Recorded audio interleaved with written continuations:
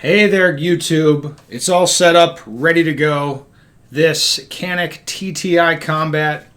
Talked about it a couple times on the channel, and now it is here, I think, in full effect, ready to be shot a lot. So let me show you what I've got here. Now, the pistol came with a holster, which is right here. The pouch itself is nice, and it goes on the standard the Y plate that comes on the boss hanger. What is that, the Safariland Y plate? I don't know. I don't know whose Y plate that is, but it's a standard size holster, which is good because I could just put it right onto this boss hanger. Now, I tried just threading this holster onto this belt, but this belt's so thick I could not even put it through the belt loops on the holster, so I had to use the boss mount. I was trying just to use the standard holster and just kind of deal with it. This makes the height and the cant adjustable for the holster, which is kind of nice. I don't have quite the right hardware. You can see it's a little bit loose. The boys at the shop are sending me some new hardware. Now, the pistol comes with 2 magazines with this the same coloring as the finish, which is nice, but 2 magazines isn't quite enough, so I got some extra magazines, just the standard. I think these hold more than 18. It says 18 on it, but with this base pad, probably gets more like 20, but I don't know. I didn't test it yet. Anyway, got some extra magazines. The only change I've made to the pistol you'll see here is mounting an optic. Now, this was a much smoother process than on the 320. Just took 2 screws, take the optic cover off. Easier to push it out from the bottom, but you don't have to. And then I direct mounted this Holosun 507C. Now, this is the ACSS one. That's not really what I like. That's got this gigantic ring around a chevron. Now, because I was kind of in a mood, it's like, well, I'll just leave that gigantic ring on and use the chevron and just like see if I can deal with it. But I couldn't stand the ring. The ring around the chevron is so distracting when I'm like indexing on a target, and I become aware of the sight. Like, I'll become aware of that ring, and I'll think like, it'll be like, no, that's not right. I shouldn't be seeing that yet, and it just distracts me because, again, that ACSS ring is annoying. So I had to turn it off. I couldn't do it. I even find the chevron annoying, but I'm going to try to suffer it. So that's it, guys. That's what we got for my setup here. Old belt repurposed. Got a couple extra mags through an optic I had laying around on the gun. And truthfully, it should be fine. Let's go to your comments. I put a picture of this setup on Instagram a couple days ago. Let's see what the comments are. All right, first one. I thought you didn't like the ACSS/Chevron. No, I don't. I really don't like it. This is not a gun that I'm taking all that seriously, so it's kind of a for fun thing. So I'll throw the fun optic on there with the chevron. Actually, I'll put the less fun optic on here because I don't like the chevron. I'm open to having my mind changed, though. I am. One comment, mine's been flawless so far. It's been in the safe since the day I bought it. Yeah, that's probably most owners of this pistol are not going to shoot it a lot. I'm getting geared up to shoot mine a little bit, though. Where are you going to fit the gold coin on that belt? This does ship with like a faux gold coin. It is crazy. How precious. Does this gun now make you want to have assistants that are female and wear only sports bras at the range? Not really. No. I don't like that. They can just hang out and they don't have to be the assistant. I don't really like, when I'm practicing, I just like to hang by myself, man. I don't really need help. All right, how do you like this versus the PDP? That's a good question.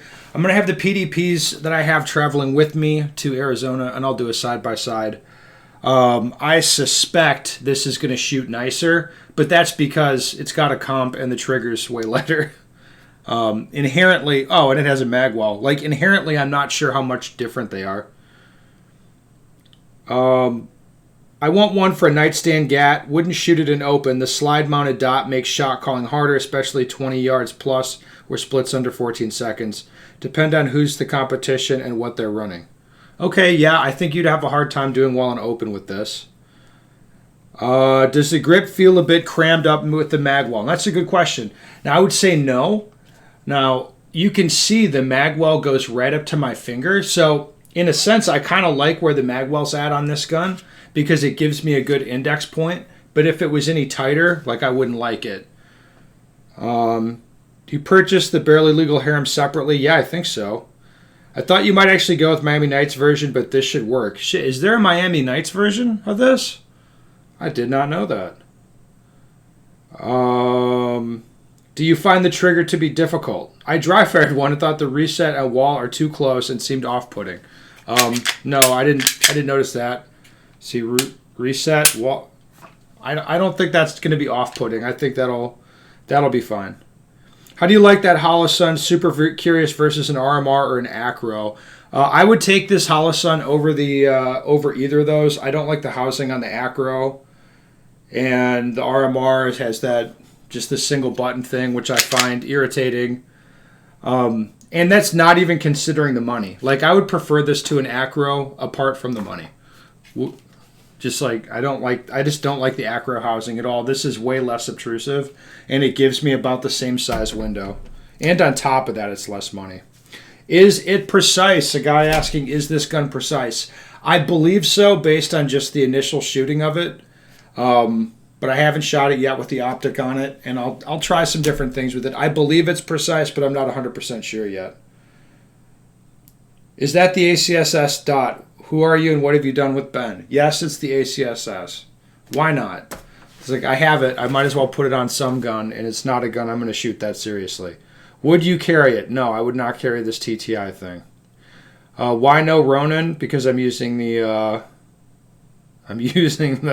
ACSS one. Are you no longer a SIGA? No, I'm still a SIGA. I've got the 365 and the 226 that I'm going to be continuing to shoot. The 320 will remain here. It's going to break so fast. I've seen a lot of comments that this is going to break quickly. I've seen a lot of those comments. Like, I don't know if that's going to happen, but I guess we'll find out. Your thoughts on the ACSS versus a regular dot? I would just take the regular dot. Does your Honda Civic have a spoiler and NOS? No, man, I need NOS. All right, if there's any other good ones. What mount are you using on your belt for the included TTI holster? I used the Boss hanger. I did not use the Baller Boss because I didn't have one of those laying here, but I had an old Boss mount that I just put up, and that seems fine. All right. I will say again, Lord, all I want is to be given a yearly ammo budget equal to what Ben uses to fuck around with dumb shit. It's like, oh, it's a lot of ammo, man.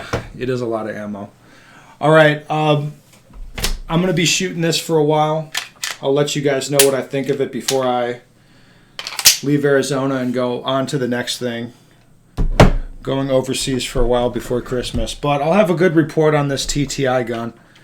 And I think my impressions of this are going to be positive. Like, I want to like the gun, and I do kind of like the gun, so I suspect I'll end up liking the gun.